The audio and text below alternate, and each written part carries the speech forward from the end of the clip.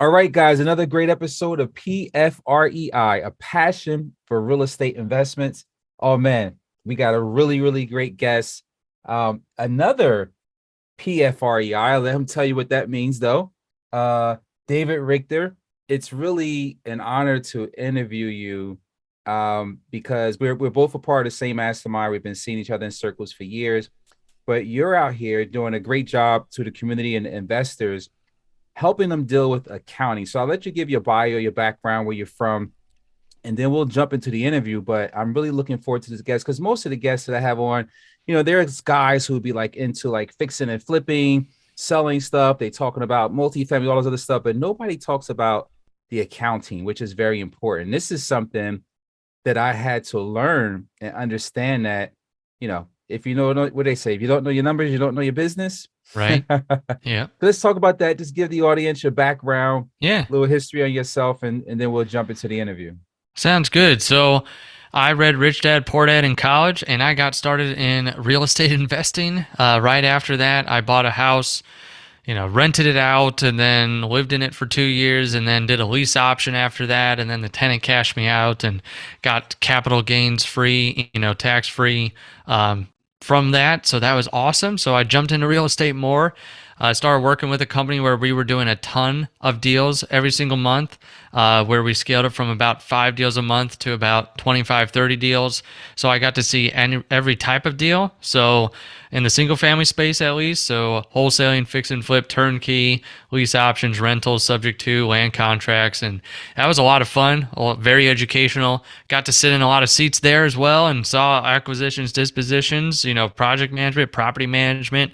It's got to sit in the finance seat as well too. So that I got about 5 years with that company, and we did about 800 deals while I was there. So that was a huge learning experience where I got to see a small business go from about 5 deals a month to about 25 deals a month, and then from there went and moved across the country because I could, and went to another investor, helped him with the finances in his company because that was a skill I picked up at the previous company.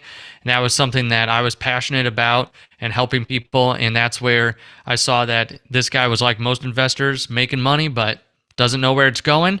And that's where just being able to help him know what he made, spent, and kept in his company, and where he came to me and said, this has been life changing. I'm like, oh man, I want to help more people and make an impact. That's where I started my company that we do today. Because even though I look like the accountant bookkeeper person, I am at heart a real estate investor. And that's why I saw a huge need in the investing space, and now make sure that investors know what they make, spend, and keep on the financial side of their business. So that's just a high level overview of my journey for the last probably 10 years. So there you go. That's awesome. Yeah, thanks for the share. So one question I always ask the guests is, why are you passionate for real estate investing? Okay, so this is being in the real estate world and doing that first deal and having like passive income was awesome. So that was like the first taste of the passion. And then from there, I would say that now seeing so many investors make a lot of money and being able to keep it as well too, I would say that real estate investing and investors are like the athletes of entrepreneurs, of all entrepreneurs, because in one deal, you can make the same on your first deal if you do a fix and flip maybe, or a wholesale, that you made the previous 12 months. Like where else can you jump into a new business and it's like that, where you have that opportunity to be able to, make as much money as you did in the previous 12 months on one deal. And that's where I love real estate investing and the financial freedom that it provides for a lot of people. And then I got my taste of that as well too, and really being able to see how it helps and makes an impact. There's so many benefits of investing in real estate, but those are a couple of the ones that gave me the passion for real estate, especially while I was reading all those books, the Robert Kiyosaki books, and like, man, I want to get some passive income coming in, or I want to start buying these properties. But there's the long answer for my passion for real estate. That's awesome. I appreciate it. And I was joking before I press record. I said, Mr. PFREI, meet PFREI. So Yeah. your book, Profit First Real Estate Investors. Oh, that was a great book, man. I couldn't put it down. I read it. You teamed up with Mike Michalowicz. He has the Profit First model, and there's a bunch of different people doing it for dentists, doctors, and the variety type of business. But you actually took the leap and made it for real estate investors, which, when I read the book, I was like, wow. So a lot of the stuff that you mentioned, and it resonated with me because those were a lot of the mistakes I made over my Yeah. years and stuff like that. I was like, oh, is he talking about me? What's going on? I don't remember sharing these details with him. So, Right. so, Yeah, I hear that a ton. I had to really understand how important accounting was, right? Because you see the HGTV shows that they have, you buy a property for this, you put this much construction, you sell it, and this is your profit. Like, okay, well, what about the tax reserves? What about, all the other stuff that they don't account for when they're doing those numbers on the screen? And what about paying yourself first, right? So let's talk about a little bit of that. What inspired you to write this book? Profit first for real estate investors, and then how can someone benefit Yeah. not only from reading a book, we'll talk about some of the services you provide also. So, number one, it was that first investor where I helped with the financial side. And before I even thought about starting a company or had even read Profit First, where he was just spinning his wheels. Where is all my money going? Like, I'm doing these rehabs and I have these rentals, but what in the world? And that was just eye opening to me that you could be doing a ton of deals, but feel poor a lot of the times because there's no cash in the bank account. Also, too, he wasn't paying himself, so he's like, is it worth it? And just having those types of thoughts of when is this going to be worth it one day? So it was like being able to help set that up to where even before I read Profit First to make sure he's paying himself, that he can know what he's making, spending, keeping. But then from there, once I knew I wanted to start the business after that guy, one of my mentors called me, Gary Harper, and he said, read Profit First if you're going to start this business. So I did. That night, I read the whole thing, took 10 pages of notes, said, this is beautiful. And it resonated with me because even though I don't know if you probably can't see me if you're just listening to this on a podcast, but if you saw me, I look like an accountant or a bookkeeper. Like I have that face. I get it. But where it was easy for me as the entrepreneur, that wasn't, even though I knew the numbers and I knew the finances, but that was because I was self-taught from that last company and just sitting down with a CPA. But that's where I, as the entrepreneur, knew that this needs to be clarified and simplified, and Profit First to that for me did that. It's like in the book doesn't go over a ton of like the P&L balance sheet, the typical stuff that you hear talked about from accountants, and then a lot of the accountanese that they speak, it just spoke to the entrepreneur. And so I said, okay, this is a great framework for the real estate investor to be able to put into their business to know what am I making, spending, keeping, what are the different bank accounts I should have up to give me clarity. And that's where we started implementing it right away in businesses. And then for about a year, implemented it in probably 20 to 40 businesses and went to Mike Michalowicz after that and said, man, it is working. But real estate is incredibly different than the general business out there, like a brick and mortar or like a service-based business that Mike's really focused on. So I said there needs to be a book for real estate investing. That was the click there, was that just seeing it actually work in the businesses and see the light bulbs come on in the real estate investor and owners, their face. And that's where I wanted to make sure that even if I couldn't work with everyone, I wanted to get this knowledge out. Like this knowledge was too important to not be able to just be read by anyone out there. So that way they could, because let's be honest, we get a lot of talk about the marketing, the sales. I get it. That's sexy. That's bringing them dollars in the door. But at the end of the day, we have to have the skill of keeping it too. And not just keeping it tax wise, because there's tax professionals, but you as the business owner, it matters more how you manage your money than how much is coming in. Because if you have $1 million and you're spending $2 million, that's a whole lot worse than you making 100,000 and keeping 50. So it's like that's what that core message is, making sure that you are a good business owner with the finances that you're given. And that way, at the end of the day, you have something left over. So that's what resonated with me. That's why I wanted to get this message out. I want to help people really understand that core message there of like, you don't have to live deal to deal anymore, struggling to feel like you're broke. You need to make sure that you've got a very simple system to manage the cash that's coming into your business. Yeah, I mean, for me, it was like a no-brainer when I read this, and I read T. Harvey Eker book as well. Yes. Where he kind of talked about the jars, the jar system, Yep. using the jar system to save money and do certain things. So if you want to go out, you go into the jar, that's the party jar, whatever it was, and your bills jar, whatever it was. It's similar to the same concept, but this Oh is yeah. more high level. What I like about the system is, one, I'm able to pay myself first. There you go. That's awesome. Yep. When you could do a deal and pay yourself first, people like, for me, it was hard to like for that to absorb, to for me to comprehend, like, what you supposed to pay all your expenses first, and then you pay yourself last. So Right. now I get it. Everything comes into the income account, and then a certain percentage of that goes to operations account. Then you go to your owner's comp account, and you have your tax account for tax reserves, and you have your profit account.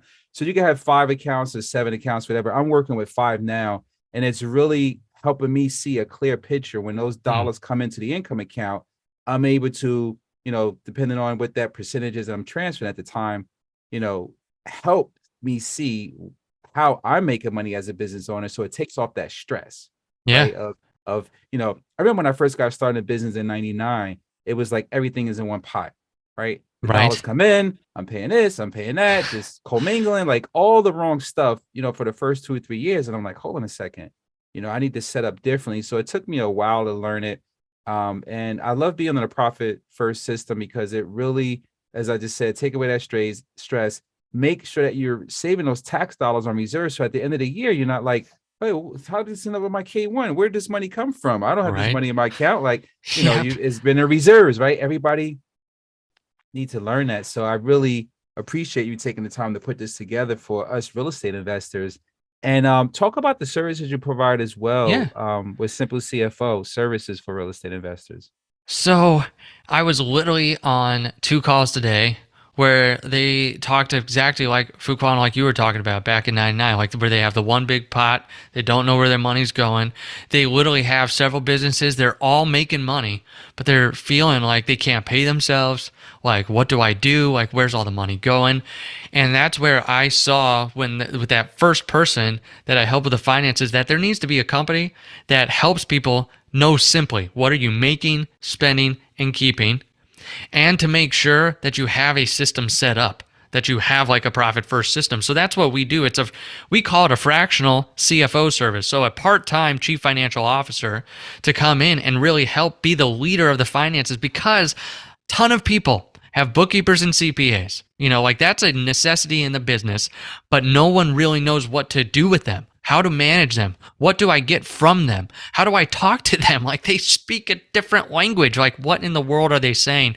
So that's where we wanted to put financial leaders on the team to say, do you have the right team in place, the right processes, systems, and then let's implement profit first. Let's make sure you have the right things in order not to feel like you're on this merry-go-round that's never going to end. Like I want you to stop living deal to deal. So that's what we do. We come in and we have that fractional CFO there. We build a CFO dashboard, to make sure you have your financial KPIs so you can do your transfers with the profit first system. And we want to make sure it's very clear. Here's what I'm making, spending, and keeping. Because usually, once you know those 3 numbers, you can turn those dials as you want to. Hey, we're not making enough. We need to spend it in a different place. Or like, I'm not keeping enough. Let's focus on keeping more of that this quarter. So that's what we make sure to do with our company. And we want to make sure that people have that person that's different than any other financial interaction they've had before. And honestly, another big part of it that I don't really put out there, it's a lot of people haven't had just 101 education on business finances and making sure they, as a business owner, understand it without feeling dumb. A lot of business owners are embarrassed when they first come to us, like, hey, I'm making a lot, but I don't even know how to read, any of the statements, or I don't know where the cash is going. I just know that there's a lot coming in and a lot going out. We tell people, when were you supposed to learn this? They have Dave Ramsey and Susie Orman, like for the personal side, but where's someone out there saying this is how you set up the small business, financial side of your business? So that's where just trying to get that message out and help people with a foundation, but then going from there too, no matter where they are, being able with the different levels of CFOs to go through and say, okay, what do you need and how can we help you and project? But that's what we do at Simple CFO, as simply help you know what you make, spend, and keep, implement profit first, and help you keep more of the money you're making.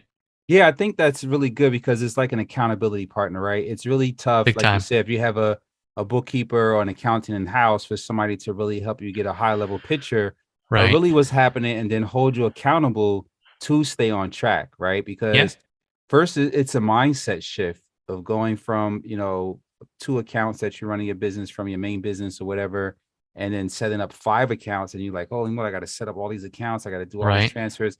At first it's like mind-boggling. You don't want to do it, and you're like, oh, then once you actually do it and you start getting into the groove, you're like, oh wow, yeah, this is really good, and you look Yep. forward to making those transfers. Like we make transfers twice a month, instead of Awesome. once a month, we make transfers twice a Yep. month. When we do that, as the income come in, and like I said, you just have to have the discipline to do it, and then having a CFO, a fractional CFO, somebody be your accountability partner to make sure you made those transfers. Yep. Also, be able to help you look at those KPIs from the dashboard so you can see the growth of your business, other areas where you may need to step it up to generate more income or cut expenses. Really high level view versus the bookkeeper, somebody who's in the books all day processing invoices and doing stuff. They can't give you Right. that high level picture. So you got to have your financial team. Like I think a lot of people focus on construction team or investor relations team, whatever it is. That accounting team, that financial team is very, very important. you know Yeah, I'm definitely going to agree with you there. Being in this space, that's where I feel like a lot of people, they get a lot of things right in the business. They have the operations, they've got the money coming in, and then they're wondering, where is it all going? It's all going out the back door, and they just need someone there to say, "Here, let's take you by the hand. Let's make sure that you know where is the money going, so that way we can put a stop to it if it's bleeding, if you're bleeding out, or ramp up the good parts." A lot of times we come into the businesses and we see, did you know that you're this profitable over here, or like whatever you're doing, it's like, now can we put more gasoline on that? So yeah, it's just having that. Yeah, I 100% agree. As your business grows, a lot of people forget to scale their financial team as well too, of like, hey, I want to have more data here so I make better decisions, especially if we're getting to the 7-figure mark. We need to make sure that, now, not that more money doesn't equal more problems. Yeah, for sure. What is the biggest challenge you see with people getting into this program and it's just getting over the hurdle? Yeah. What is it? Oh man, when they first come in, a lot of them have the one big bank account. So it is helping them to establish, like, hey, we want to give every dollar a name. We want to open up several bank accounts and make sure you're giving yourself profit and owner's pay, and that you're paying yourself consistently, that you're saving for taxes. So I would say that's one big hurdle, is getting them across that goal line. A lot of people have cleanup and stuff too. So it's like, we got to make sure we get through that, where it's like, hey, let's make sure that if you've got a bookkeeper or whatever, we can help you clean that up. There's some of the hurdles as well. But then one of the big ones is, a lot of people build their business on the hope and pray plan, and not the "this is what I need" plan. Like, they don't even know what they need from their business because they've never had anyone either ask them, or they didn't know this is how to set up the business. Of, I need to know, what do I need from my business as the first priority, because if I'm not healthy, everyone else is going to know it. And then number two, like, if I go down, everything goes down. So that's where just helping people get over that hurdle too, that it's okay for you to take what you need from the business. Like, we got to get there. And then also too, like, that the business is healthy. So those are a few of the ones where we see them come in and, having those issues right away, and trying to just help walk them through those different steps. Yeah, that's awesome, man. Another thing I want to commend you on also is that, when someone speaks to you is like, okay, I'm ready to take action. Yeah. Like what I noticed that about you, like to speak to people who's ready to take action right then and there. They get on the phone, okay, you're ready to take action. Let's do it. Let's just Yeah. jump out the window and grow wings flying down, like Les Brown say, falling down, whatever Right. it is. But Yeah. basically it's that action call, because most people are afraid to take the next step, and they just want information, and they want to figure that they're going to be in the same position, right? That Right. happens, right? A lot of people are Yeah. paralyzed, Yeah, for right? They sure. want to call, get information. They know they have a problem, but they don't want to create a solution for it. So that's one thing I like about you. If somebody jumps on the phone with you, they're like, hey, let's do this. You're like, all right, let's go. Let's go. I can set you up with this person, that person. Then you delegate to your team, and they start getting going right away. So yeah, let's talk about how people can reach you and Yeah. reach out to you to find out more information. So Where we can have they a go? website, one stop shop, simplecfo.com, simplecfo, like chief financial officer.com. That's where you can find. We have our podcast there. I can't name mine PFREI, so it's the Profit First REI podcast. So that's where it's the you can, and that's just a bunch of stories about people like Fuquan who have implemented it, just giving you hope. Then that's where you can find the book as well, Profit First for Real Estate Investing. It's on Amazon, but there's a link there. Or if you want to schedule a call with the team, there's a big button right there. Schedule a call, and we'll see if we're the right fit and see if we have what you need and what you're looking for. No pressure at all, but we just want to make sure that you're not living deal to deal anymore. So simplecfo.com. Yeah, I would highly recommend that, you guys read the book first, right? So you'll get the framework, and then, that's really halfway. And I think Yeah. that's one of the requirements too, is to read the book first to get an Yep. understanding. So, once you jump on a call to speak to a team person, you kind of in the mindset, and you kind of understand what those services will be. And for those of you guys who are really not building up your financial team or paying attention to this, you're always going to wonder why you're stuck on the same hurdle, why you're not making any money, why you don't have money for taxes. It's very important that you make this important. And it took me time. I didn't just notice out the gate. It took me time to really understand how important the accounting arm was, especially when you're doing a lot of high volume. You mentioned it earlier. You see people, hey, I'm doing 100 deals a month. Okay, great. How much profit are you making? Right. Like Exactly. so, Hear that all the time. so yeah, so that's that. But I just wanted to thank you for coming on the show. I really Yeah, appreciate it, for sure. guys. Another great episode of PFREI, a passion for real estate investments. I'm your host, Fuquan Bilal. You can find us on YouTube and social media and all the other places you can find great podcasts. Thanks again for tuning in. Hope we brought you value today. Thanks for coming on the show, man. I really appreciate it. Although it was short, just wanted to make it impactful and powerful so they know where to catch you at. Make sure you guys read the book, Profit First for Real Estate Investors. All right. Any last comments before we go? Just thank you for having me on. And then if there's anything that you do from here, if you could set up one bank account in your business other than all your other ones, call it profit, transfer 1%, get into good habits of not spending everything you're making and start that process and that journey. And then once you read the book, you can get the rest of the info. But that's what you can do from here. Awesome. Thanks again. All right, guys, signing out.